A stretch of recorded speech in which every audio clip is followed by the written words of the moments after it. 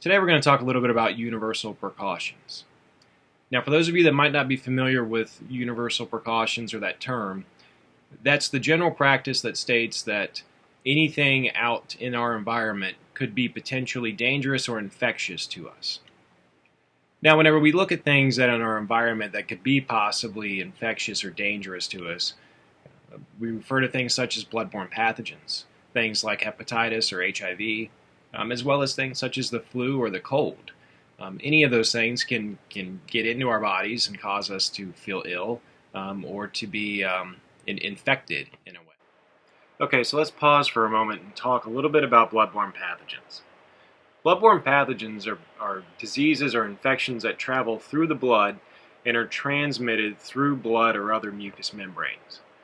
Now, the good thing is that you cannot get a bloodborne pathogen through casual contact.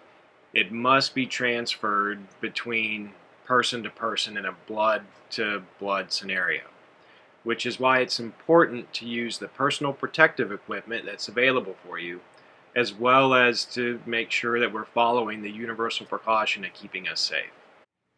Now, there's 7 simple steps that everyone can take to follow the general premise of universal precautions and to protect yourself from potentially dangerous items. The first is to treat everything as if it is potentially infectious. The second is to cover cuts and wounds. If you have an open cut, you should cover that with a bandage. The third is to wear gloves.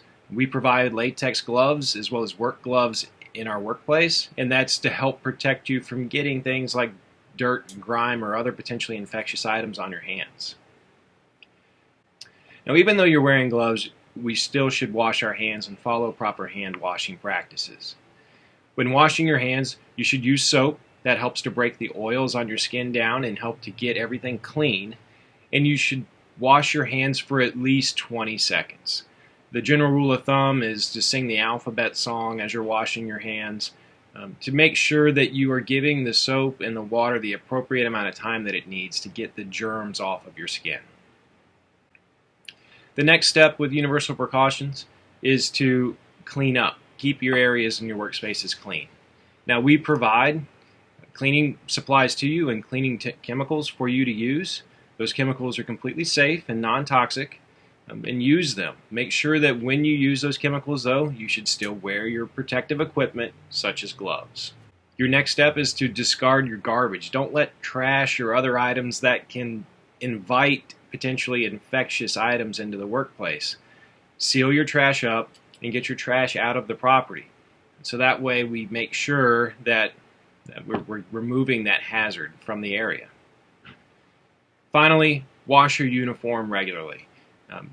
Things such as dust and grime and dirt and other items along those lines can attach itself to our clothing whenever we're in the workplace.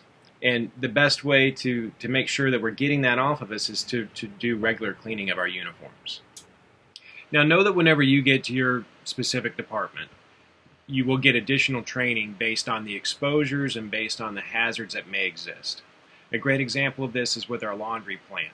Our laundry has a different exposure with regards to the universal precaution and the bloodborne pathogens that potentially exist in the work that they do, and so therefore they have more detailed and more specific training. The most important thing is follow the directions of your supervisor, pay attention to the training that's being offered to you, use your personal protective equipment when needed, and make sure that you wash your hands, wash your uniform, and get rid of trash. Don't allow it to collect in the workplace. Okay, so in summary, the practice of universal precautions is treating everything in our environment as if it is potentially infectious to us.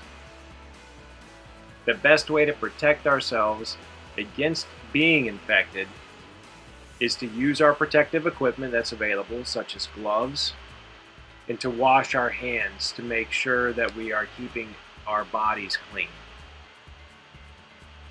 Bloodborne pathogens cannot be transmitted through casual contact. It must be blood to blood, and that's why we should cover cuts and wounds to make sure that we're protecting ourselves and providing a barrier to prevent infection from occurring. I want to thank each of you for participating today, and stay safe out there.